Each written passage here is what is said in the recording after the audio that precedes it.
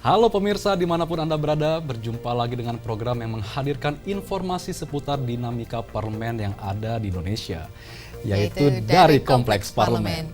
Kami akan menghadirkan informasi seputar lembaga legislatif yang ada di Kompleks Parlemen Senayan, yaitu pembahasan mengenai MPR RI, DPR RI, dan juga DPD RI. Bersama saya Anggun Natarini dan juga rekan saya. Saya Zulbar dan langsung saja pemirsa, berikut adalah beragam berita yang telah kami himpun dari Kompleks Parlemen.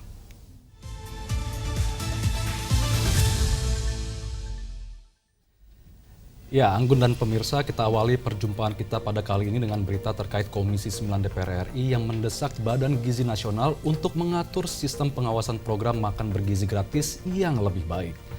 Hal ini dilakukan agar evaluasi pelaksanaan MBG dapat dilaksanakan secara menyeluruh setiap bulannya sehingga dapat mencegah potensi keracunan. Zia dan juga pemirsa, ini anggota Komisi 9 DPR RI mengomentari Irma Suryani dengan tegas menyoroti kualitas fasilitas pelayanan pemenuhan gizi atau SPPG yang hingga saat ini masih jauh dari standar kesehatan. Ini dalam pemaparannya pemirsa memperingatkan agar pemerintah dapat segera membenahi infrastruktur dapur MBG mulai dari sanitasi hingga sistem drainase yang kerap berpotensi menjadi ancaman bagi para penerima manfaat. Dan kita akan simak bersama liputan selengkapnya. Komisi 9 DPR RI mendesak Badan Gizi Nasional atau BGN untuk mengatur sistem pengawasan program makan bergizi gratis atau MBG yang lebih baik agar evaluasi pelaksanaan MBG dapat dilaksanakan menyeluruh setiap bulannya, sehingga dapat mencegah potensi keracunan dan memastikan standar gizi terpenuhi di setiap wilayah. Anggota Komisi 9 DPR RI, Irma Suryani dengan tegas menyoroti kualitas fasilitas Satuan Pelayanan Pemenuhan Gizi atau SPPG yang hingga saat ini masih jauh dari standar kesehatan. Dirinya memperingatkan agar pemerintah dapat segera membenahi infrastruktur dapur MBG, mulai dari sanitasi hingga sistem drainase yang kerap berpotensi menjadi ancaman bagi para penerima manfaat. Langkah tersebut dinilai sangat penting sebelum hasil makanan dapat diperluas lebih jauh ke daerah lain. Selain itu, terkait masalah fasilitas, adanya oknum SPPG yang memberikan produk pangan tidak layak, termasuk isu susu impor yang tidak mengandung gizi sesuai persyaratan BGN. Irma Suryani meminta ahli gizi di setiap satuan pelayanan untuk memperketat pengawasan atas kandungan makanan, sehingga dapat menghindari produk yang mengandung bahan pengawet, serta memiliki batasan garam, gula, dan lemak atau GGL yang sesuai, di samping proses distribusi yang tidak higienis yang juga menjadi catatan dan harus segera dievaluasi demi keselamatan anak-anak dan ibu hamil. Dan evaluasi itu bukan hanya setahun sekali, Mbak, ya, bukan hanya setahun sekali. Tapi setiap bulan harus ada evaluasi karena ini makanan ya yang didistribusikan ini makanan. Perlunya sosialisasi terkait sistem distribusi atau penyaluran program MBG ke daerah khususnya melalui Posyandu sehingga pemberian MBG di daerah dapat dilakukan dengan baik. Dari Senayan, Jakarta, Ferdian dan Gunarso, TVR Parlemen melaporkan. Ya, Anggun dan pemirsa, kasus keracunan MBG yang sering terjadi ini membuat was-was nih para orang tua. Alih-alih anak mendapatkan manfaat dari MBG malah kena keracunan makanan. Ini sangat mengerikan ya Zia ya, karena hal ini memang harus segera dibenahi oleh pemerintah agar kasus-kasus keracunan seperti ini tentunya ini tidak melebar dan terjadi lagi dan lagi tentunya, dan juga membuat para orang tua menjadi lebih tenang. Betul sekali. Ya.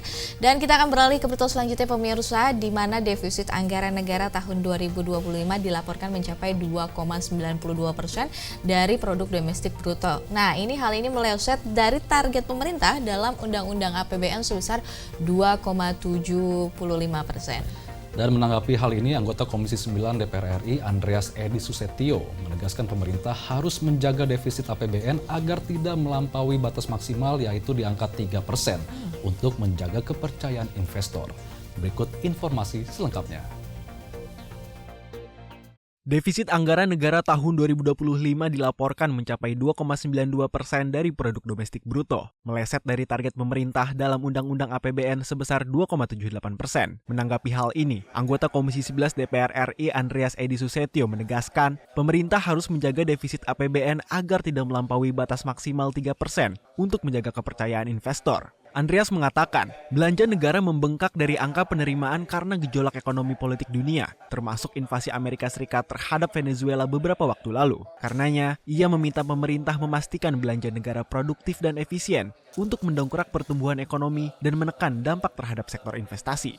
Belanja pemerintah itu juga perlu kami nanti di DPR mengawasin bahwa belanja-belanja ini juga ikut mendongkrak pertumbuhan ekonomi. Saat ini kita menyadari di tengah gejolak global yang kita tahu terakhir juga dengan invasi pemerintah Amerika ke Venezuela, tapi kita ketahui juga dolar ini sebetulnya sekarang mulai ditinggalkan sebagai safe haven currencies, tapi beralih kepada komoditas. Jadi sekarang ini memang harga emas, timah, dan platinum melonjak. Tetapi kita juga mencermatin bahwa selama ini likuiditas global itu sangat dipengaruhi oleh adanya carrying trade dari yen. Lebih lanjut, Andreas menyatakan DPR RI akan terus melakukan pengawasan terhadap pelaksanaan belanja pemerintah untuk menjaga defisit APBN tetap sesuai ketentuan undang-undang dan memperkuat stabilitas fiskal di tengah tekanan ekonomi global. Elvi Pratiwi, TVR Parlemen melaporkan. Ya, meskipun hal ini dipengaruhi akibat gejolak ekonomi politik dunia termasuk invasi Amerika terhadap Venezuela beberapa waktu lalu nih. Namun pemerintah harus bisa memastikan belanja negara tetap produktif dan juga efisien ya. Bener banget Zia, dan karena kondisi ini juga untuk menjaga kepercayaan investor. Baik pemirsa, kita akan jeda sejenak, namun Anda jangan kemana-mana karena kami akan sajikan berbagai berita yang akan kami berikan untuk Anda, tetap di TVR Parlemen.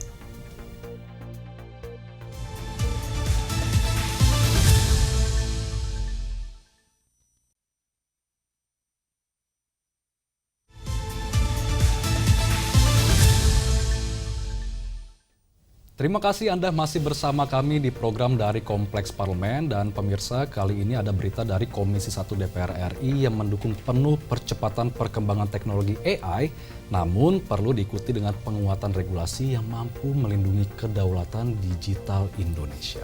Ini ada anggota Komisi 1 DPR RI, Zia, Syamsul Rizal nih menyampaikan dukungannya terkait dengan pengembangan teknologi AI dengan berharap regulasi yang disusun tidak bersifat menghambat, melainkan mampu mengerahkan pemanfaatan AI ke hal-hal produktif dan juga bermanfaat. Dan lebih lanjutnya ada dari Komisi 1 DPR RI akan terus membenahi regulasi dan bersikap adaptif terhadap dinamika perkembangan teknologi. Kita akan simak bersama liputan selengkapnya. Teknologi yang semakin berkembang di era globalisasi, seperti kecerdasan buatan atau AI, perlu penanganan yang tepat. Komisi 1 DPR RI mendukung penuh percepatan perkembangan teknologi AI, namun perlu diikuti dengan penguatan regulasi yang mampu melindungi kedaulatan digital Indonesia. Anggota Komisi 1 DPR RI Syamsul Rizal menyampaikan dukungannya terkait pengembangan teknologi AI. Ia berharap regulasi yang disusun tidak bersifat menghambat, melainkan mampu mengarahkan pemanfaatan AI ke hal-hal yang produktif dan bermanfaat. Maksudnya dalam konteks pembangunan kultur, tetapi dalam percepatan kemajuan teknologi itu ya banyak positifnya. Oleh karena itu kita yang harus cerdas untuk membuat ekosistemnya, terutama dalam konteks regulasi, supaya AI ini tetap bisa berkembang, tetapi yang positifnya yang dominan. Kalau memungkinkan malah kita menihilkan yang negatifnya, tetapi yang positifnya ini yang paling penting. Ya. Sip. Insya regulasinya terus kita akan benahi terus, karena beberapa negara juga justru mengapresiasi positif apa yang kita lakukan, sehingga ini membuktikan bahwa Indonesia juga bisa ramah AI, tetapi juga betul-betul ketat dalam konteks regulasinya. Lebih lanjut, Komisi 1 DPR RI akan terus membenahi regulasi dan bersikap adaptif terhadap dinamika perkembangan teknologi. Dengan regulasi yang lebih tegas, diharapkan setiap kemajuan digital di Indonesia bukan hanya memberikan manfaat luas bagi kemajuan bangsa, tetapi juga memberikan jaminan perlindungan dan rasa aman bagi penggunanya. Esa dan Mufid, TVR Parlemen, melaporkan. Ya, kemajuan teknologi memang tidak bisa kita pungkiri nih, Anggun. Hanya ada dua pilihan, kita bisa mengikutinya atau akan tertinggal dengan perkembangannya nih. Dan kalau melihat keadaannya memang ini harus perlu regulasi baru ya Zia ya, karena di mana ini regulasi yang ketat juga agar teknologi yang ada seperti AI tidak disalahgunakan kembali. Benar sekali. Dan pemirsa, kita akan beralih ke berita selanjutnya di mana mengenai solidaritas Asia Afrika yang mendukung Sudan untuk keluar dari krisis. Konflik perebutan kekuasaan antara militer dan paramiliter di Sudan ini sudah menyebabkan 12 juta orang mengungsi dan puluhan ribu orang meninggal dunia. Di sini Badan Kerjasama Antar Parlemen atau BKSAP DPR RI menegaskan dukungan penuh terhadap kemerdekaan dan kedaulatan Sudan sebagai komitmen yang tertuang dalam amanat konstitusi Undang-Undang Dasar. Berikut berita selengkapnya. Konflik perebutan kekuasaan antara militer dan paramiliter di Sudan menyebabkan 12 juta orang mengungsi dan puluhan ribu orang meninggal dunia. Badan Kerjasama Antar Parlemen atau BKSAP DPR RI menegaskan dukungan penuh terhadap kemerdekaan dan kedaulatan Sudan sebagai komitmen yang tertuang dalam amanat konstitusi Undang-Undang Dasar. Ketua BKSAP DPR RI Sahrul Aidi Mazat menyampaikan hal itu dalam pertemuan dengan Duta Besar Sudan. Sahrul Aidi menjelaskan, Sudan merupakan bagian dari negara Afrika yang memiliki ikatan sejarah kuat sejak Konferensi Asia Afrika pada era Presiden Soekarno. Indonesia siap menyuarakan isu kemanusiaan di Sudan pada forum-forum internasional, termasuk Dewan Hak Asasi Manusia Perserikatan Bangsa-Bangsa. Mengingat posisi Indonesia saat ini sebagai Presiden Dewan HAM PBB. Tentu kita akan membantu Sudan karena itu bagian dari amanat Undang-Undang Dasar kita, bahwasanya kita menolak penjajahan, menghormati kemerdekaan suatu bangsa. Ya, apalagi Sudan juga termasuk anggota BRIC dan G20 kalau tidak salah. Dan tadi juga Sudan menyampaikan bahwasanya Indonesia sebagai negara Muslim akan sangat terbuka di Sudan untuk berinvestasi di sana gitu. BKSAP DPR RI menilai Sudan memiliki potensi investasi yang besar dan menjanjikan bagi para pengusaha Indonesia. Selain kerjasama ekonomi, Sudan juga berharap adanya dukungan politik dari Indonesia di berbagai lembaga internasional. Handoko, TVR Parlemen melaporkan. Ini kita jika melihat ke belakang nih Zia, ini beberapa tahun ke belakang isu kemanusiaan di dunia ini memang sering sekali diperbincangkan karena seperti yang terjadi di Sudan juga di Palestina beberapa waktu lalu. Benar sekali Anggun, Indonesia yang saat ini sebagai Presiden Dewan HAM PBB harus siap dan terus menyuarakan perdamaian di forum-forum internasional seperti amanat konstitusi Undang-Undang Dasar 45. Penjajahan di atas dunia harus dihapuskan. Ya, dan sepakat ini bahkan pemirsa, nanti usai jeda akan kami hadirkan kembali beragam informasi seputar DPR RI lainnya untuk tetap di TVR Parlemen.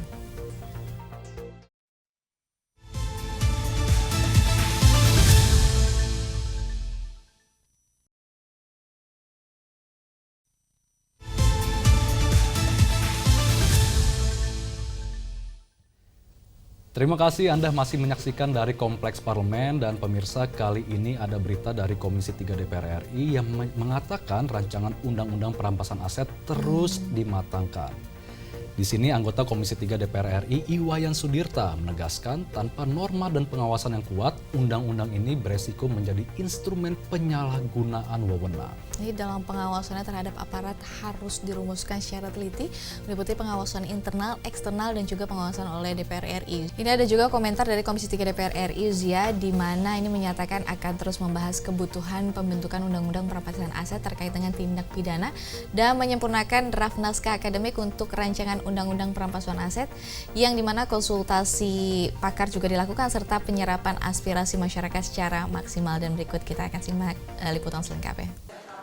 Kehati-hatian, perlindungan hak asasi manusia, serta penguatan mekanisme pengawasan menjadi hal terpenting dalam rancangan Undang-Undang Perampasan Aset. Dalam rapat dengar pendapat dengan Badan Keahlian DPR RI, Komisi 3 menekankan agar Undang-Undang Perampasan Aset tidak disalahgunakan. Anggota Komisi 3 DPR RI, Iwayan Sudirta menegaskan, tanpa norma dan pengawasan yang kuat, undang-undang beresiko menjadi instrumen penyalahgunaan wewenang. Karena itu, pengawasan terhadap aparat harus dirumuskan secara teliti, meliputi pengawasan internal, eksternal, dan pengawasan oleh DPR RI.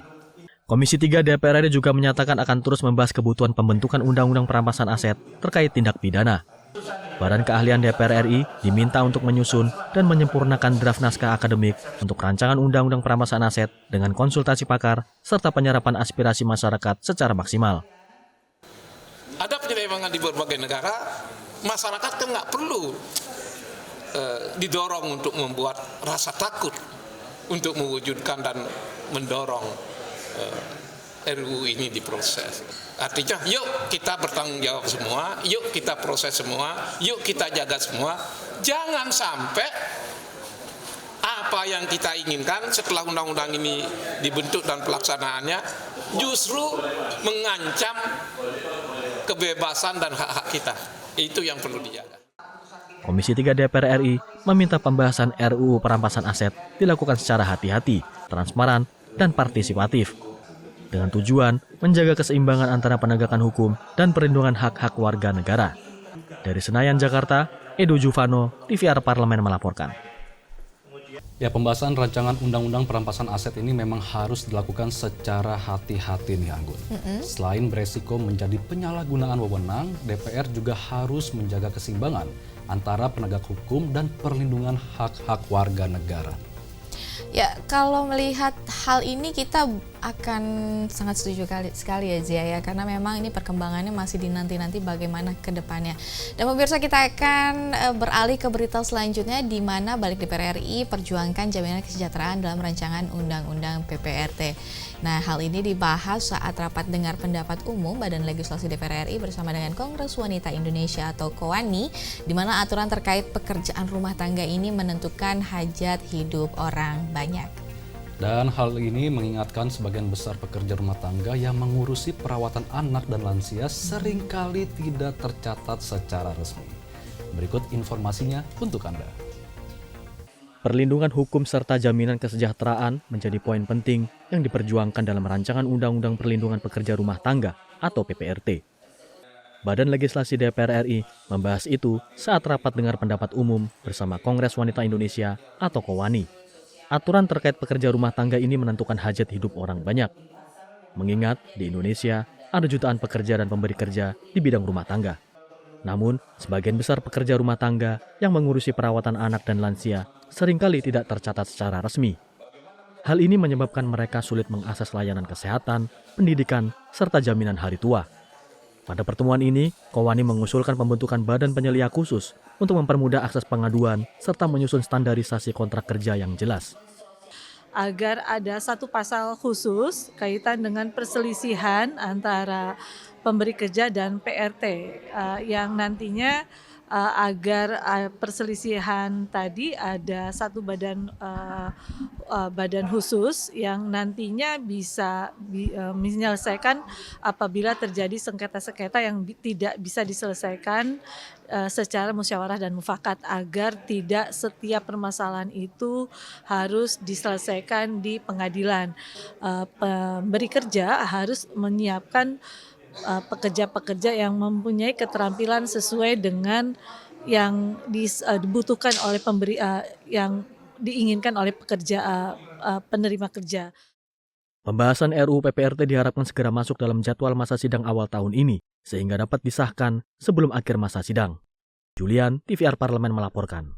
Perlindungan untuk pekerja rumah tangga ini memang sangat dibutuhkan sekali Zia, dan pemirsa mengingat banyaknya kasus kekerasan terhadap para pekerja di luar sana. Ya, benar sekali Anggun. Ini sering terjadi tidak hanya di dalam negeri, tetapi juga para pekerja rumah tangga yang bekerja di luar negeri.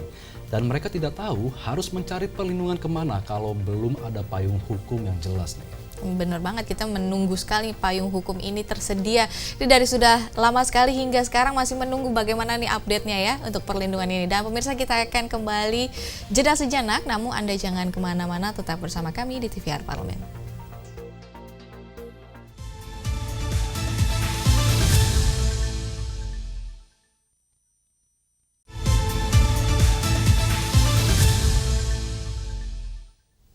Ya, terima kasih Anda masih menyaksikan dari Kompleks Parlemen, dan pemirsa, di segmen terakhir ini kami hadirkan informasi mengenai persoalan banjir yang melanda sejumlah wilayah di Kalimantan Timur yang disinyalir akibat deforestasi hutan yang kian masif. Menanggapi hal ini, pemirsa, anggota Komisi 12 DPR RI, Syafruddin, menegaskan bahwa pemerintah untuk segera memberikan sanksi tegas kepada perusahaan tambang yang lambat atau lalai dalam melaksanakan kewajiban reklamasi pasca tambang.